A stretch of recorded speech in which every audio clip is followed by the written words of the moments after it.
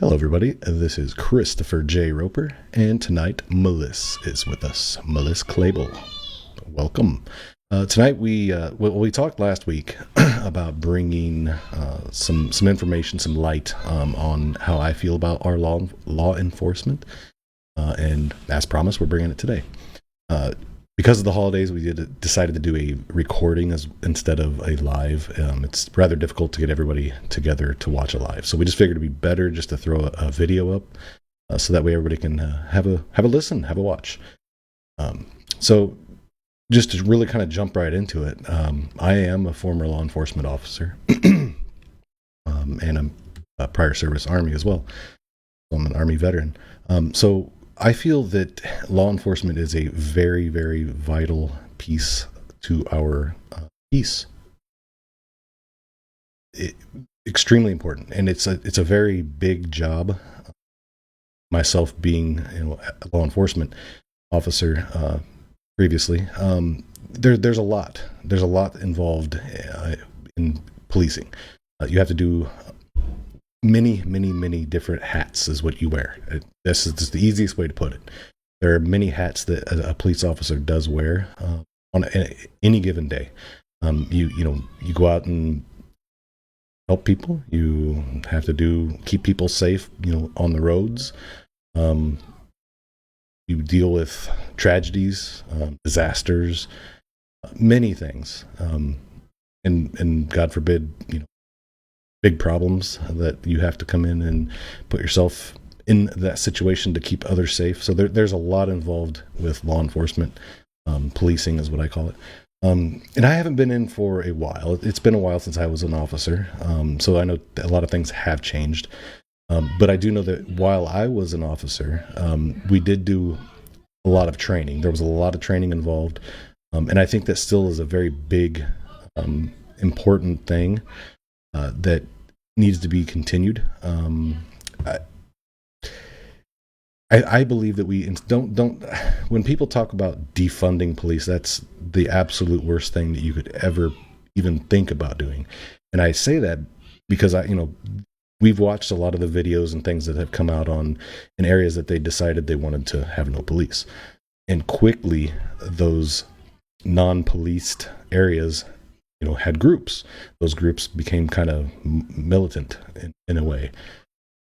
And they had weapons, and there were people being shot, and there were a lot of crimes being committed, and nobody was being protected unless you were part of their group.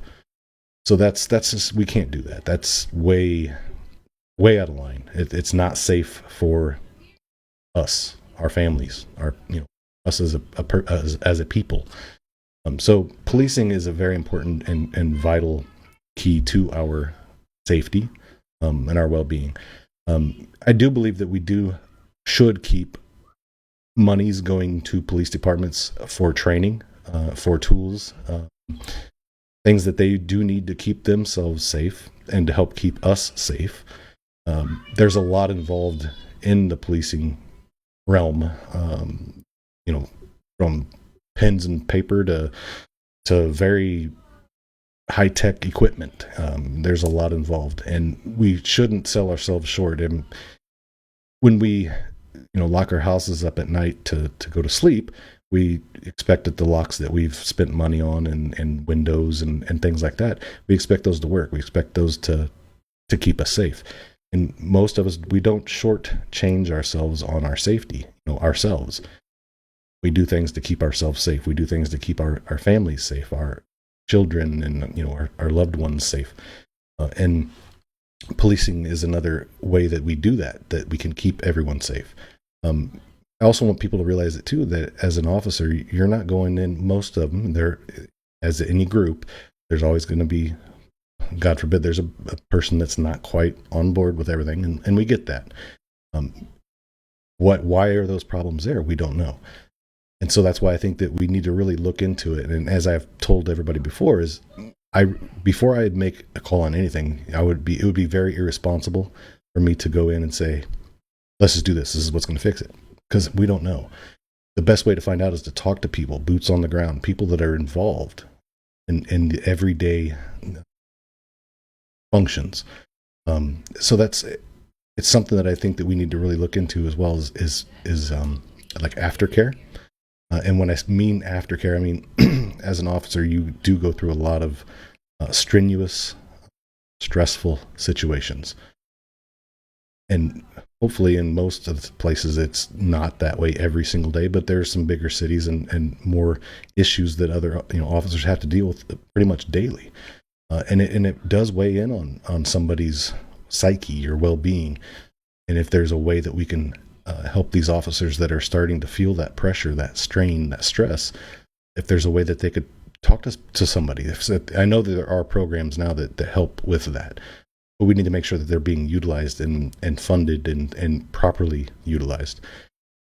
So it's a big, huge, I don't know how you would want to word it, but swipe when it comes to law enforcement, because a lot of people think law enforcement, okay, they go out and they write tickets. Well, no, that's not what they do. There's a huge amount of a swing that happens throughout the day, or month or year. As an officer, you're going to go through a lot of different things, and you're expected to wear many different hats. You're there as a lifesaver. You're there as you might be the only person that is there and able to show up to help somebody if they're in a bad situation. You may be in a situation to where somebody's trying to hurt you, and an officer shows up and they're willing to put themselves in harm's way to protect you and others. Maybe one of your loved ones are choking and you can't get it fixed. You can't get the obstruction out of the way. Officer could be there quickly and help with that. You could be not feeling so well emotionally in a bad spot. An officer could come there and help you through that situation and get you safe to safety, into a safe place to help you figure out what's happening, what's wrong. There's a lot of different, you could be having a baby in the middle of nowhere, and an officer could show up to help that, to help you through that. So like I said, there's a lot of different aspects that an officer is expected to, or roles, hats, that an officer is expected to partake, to be involved with. So there's a lot involved. So it's something that I do take very seriously. I am all about law and order, but I'm also about peace. We the people, of the people, by the people, and for the people. But we have to have that fine was it the medium, I guess, there, and we do. I think we have that, but I think there is also some other areas that we could look into to help officers that are feeling the pressures, and also when it comes to communities, there's a lot of communities that they really have a kind of a bad taste in their mouth for police. Why? I don't know. I mean, there could be many reasons, but unless we could find out what is going on, what's the problem. Back in my chief, he talked about how when he was a young officer, it was nothing. I mean, even in smaller towns, they still do this, but I think they do as well in larger towns. But I think from what I'm understanding, it's kind of going away, and I kind of understand why. That the atmosphere that's being forced, the divide that's being forced between some communities and officers is getting very wide. And a lot of it is probably media, social media, and things that are in our face daily. So anything can get put out. It could be misinterpreted. It could be false information. Who knows? It could be real. Point is we need to talk. We need to talk. Dialogue. That's going to fix a lot of things, because you don't know what's going on unless you actually discuss and try to work through things. But there are some communities that do have those, like sour taste, I guess, for officers, and it could be in many different things. I don't know. And it goes the other way as well. So the problems that I'm seeing with that is we need dialogue. And I guess I kind of lost my train of thought on that point, because that's a very important point to me, is to make sure that, we all love our officers, and we respect them, and they respect us and love us back. And I do see that for the most part happening almost everywhere I go. but there are also some bad points that on either side, I guess, that we could really work on trying to make better for everybody. But to get out and most officers, my chief, back to that, my chief talked about it as in his younger officer days. He would go out and he would talk to people. He would just be a part of the community, because usually an officer is part of that community. So they go out and they're like, "Hey, how you doing? Hey," shaking hands and talking, and that's what policing is all about. And that's getting to know your community, getting to know the people of the community, and being family with them. And once you can get that established, then things go much better for everybody. So that's something that I guess law enforcement is very dear to me, because I think it's crucial. We can't all go around taking care of ourselves. I mean, and that sounds bad. No, so let me back that up just a skosh, just so you know what I'm talking about. If everybody's running around acting like a police officer without training, it could be bad. I mean, we kind of seen that in some other states that attempted that over the summer. It did not even come close to working out well. So we don't want that.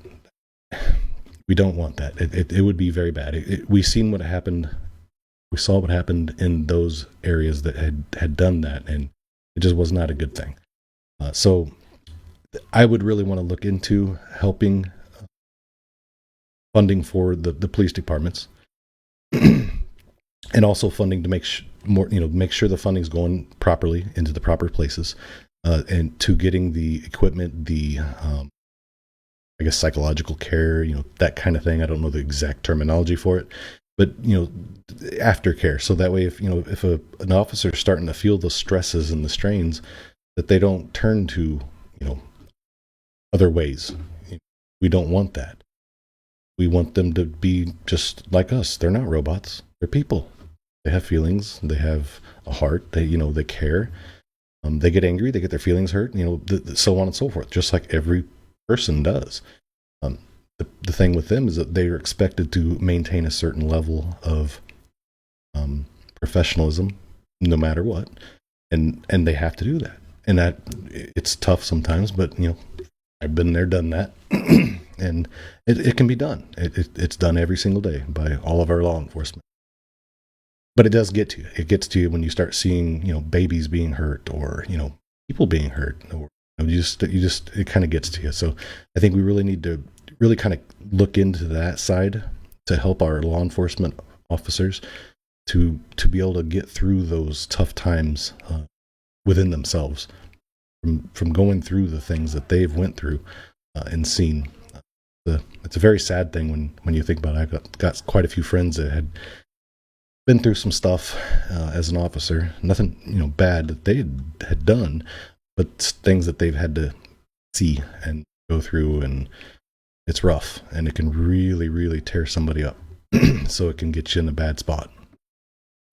I really want to make sure that we're paying attention to our officers. They're important, very important to us. So Melissa, if there's anything that you would like to add in on that, hopefully I covered for the most part. It's a very open thing. I'm unsure of what we can do, and I have a feeling what needs to be done, but I want to talk to people on the ground to make sure that I'm getting things put in the correct direction for helping and not just wasting. I don't want to waste anybody's taxpayers' money. We can't waste our money anymore. Our family's money, we need it. But we also need to make sure that officers are being taken care of, and our first responders and EMTs, things like that. They go through a lot of stuff. So, but if there's anything you would like to add in on that, I would greatly love to hear it.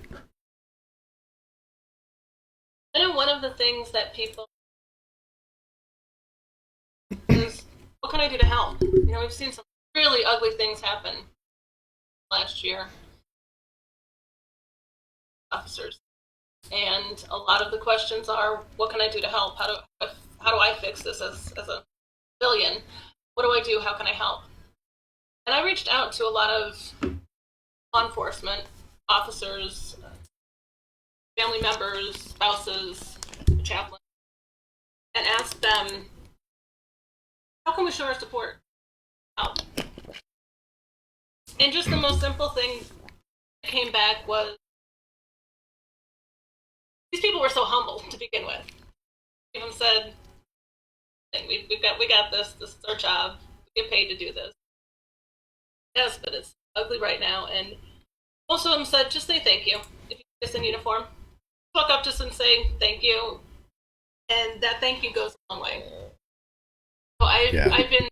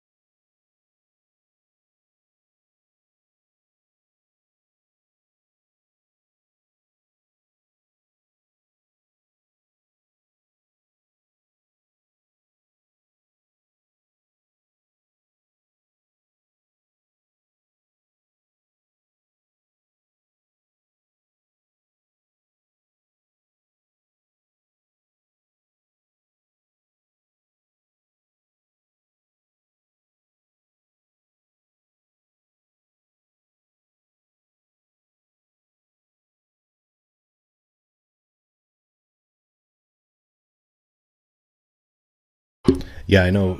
I was an officer back, 10, 15 years ago. We'll just say I don't want to age myself too much, but yeah. Even back then, I mean, there's been a division that's been placed between law enforcement and communities for a while, and it's not everybody; it's just a few. But it's growing in this last summer, 2020. It's been rough, very very rough year on everybody, and for some people they don't realize, which I don't understand, but some of them people just don't realize a police officer is a person too. They have feelings. They go through problems as well. They're having problems. Besides all the other problems that they have to and want to and chose to help with. So, just saying thank you. That is huge. As an officer, as a former officer, just hearing, and I heard many times, thank you. Thank you for doing what you're doing. Because it's not for everybody. Like I was saying at the beginning, there's a lot involved as an officer, and it's tough. It's very, very tough physically, but emotionally, mentally. But it's something that as an officer, it's in your heart. You want to help, and every officer I've ever known and ever been talked to, none of them has to ever told me they just did it because they wanted power. I've never heard that. Period. Only thing I've ever heard is I want to help. I wanted to help. I wanted to be an officer because I wanted to help people. I wanted to help my community. And I would say 99% of officers, that's what they want. They want to help. And I would hope that all of them are. And but I always want to leave that little bit of room, because just you pick a bushel of apples, there's always gonna be a bad one. That just happens. It happens everywhere we go. And I'm not saying that there is bad officers, but I'm sure there are. There's bad me, bad people like me. There's bad people. It's just the way it goes. The point I'm making with that is, you can't always judge a book by its cover. So if there's one bad officer that has done something wrong, for whatever reason, it doesn't matter what the reason is, they did something wrong. So, but don't say that every officer is bad now because of that one. That's like going and getting a haircut at Melissa's place and saying, well, now all salons are bad because I got a bad haircut at somebody's, the next road down. You can't say that. You always got to give people the benefit of the doubt, I guess, respect as a human. And if they change that, then they change that. That's on them. So that's how I go about my life. And I'm not saying you have to do that, but it's made life easier for me when it comes to, because I had never used to trust anybody, ever. But as I got older, I realized that you can't always be that way. You kind of do have to trust people. And I trust law enforcement with my life. They're there to protect me, my family, everybody I know, everybody in my community, our state, our country. So they're all here to help. That's their primary focus, to help. And that's their job. And they chose to do that, and they love to do that. It's a great honor. Again, former law enforcement, it was a great honor just to help somebody, help an elderly person across the street. Help somebody jumpstart their car when it's 10 below zero and you're on duty and they're stuck on the side of the road. Just those little things. And just to hear a thank you. That's it. Most of us, as an officer, we don't need to hear it. It'd be nice, but we're just doing our job. But to hear that thank you, it's just almost like somebody came up and gave you the biggest hug ever and made you feel like everything you've done ever just it makes you feel like, huh, that's it right there.